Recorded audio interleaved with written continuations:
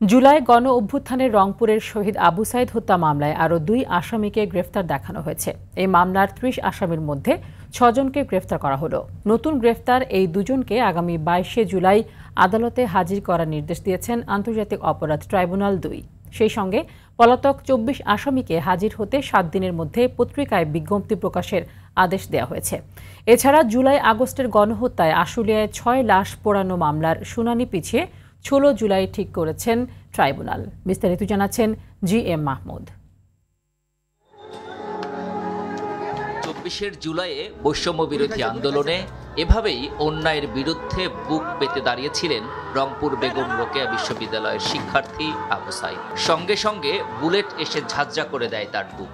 মৃত্যুর কোলে ঢলে পড়েন জুলাই আন্দোলনের প্রতীক আবু সাইদ। পুরো দেশকে নাড়িয়ে দেয়া এ হত্যাকাণ্ডে মানবতা বিরোধী অপরাধের দায়ে মামলা হয় আন্তর্জাতিক অপরাধ ট্রাইব্যুনালে। রোববার ছিল এ মামলার শুনানি। বিচারপতি নজরুল ইসলাম চৌধুরীর নেতৃত্বাধীন ট্রাইব্যুনাল 2 মামলায় নতুন গ্রেপ্তার 2 আসামিকে আগামী 22 জুলাই ট্রাইব্যুনালে হাজির করতে নির্দেশ দেয়।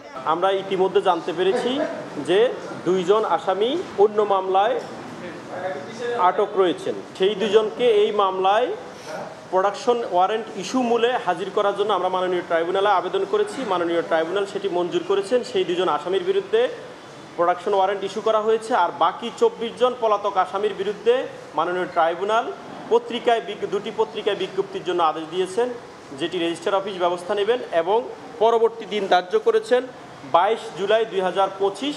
গত 10 জুলাই আবু সাইদ হত্যা মামলার পলাতক 26 আসামিকে হাজির হতে পত্রিকায় বিজ্ঞপ্তি প্রকাশের নির্দেশ দেয় ট্রাইব্যুনাল। 2 জনের বিরুদ্ধে সেটি প্রযোজ্য হবে না বলে দিয়েছেন। এদিকে আশুলিয়ায় গণহত্যা ও 6 জনের লাশ পোড়ানোর ঘটনায় আটক 8 জনকে আদালতে তোলা হয়। তবে মামলার অগ্রগতি প্রতিবেদন না আসায় শুনানি পিছিয়ে আগামী 16 জুলাই পরবর্তী দিন ঠিক করা হয়। আশুলিয়া থানার সামনে বৈষম্য বিরোধী আন্দোলন চলাকালীন সময়ে 5 জন শহীদের লাশ এবং 1 জন আহতর ঐতিহাসিক কায়দায় তাদের লাশগুলো পুড়িয়ে দিয়েছে, সেই মামলাটি ছিল।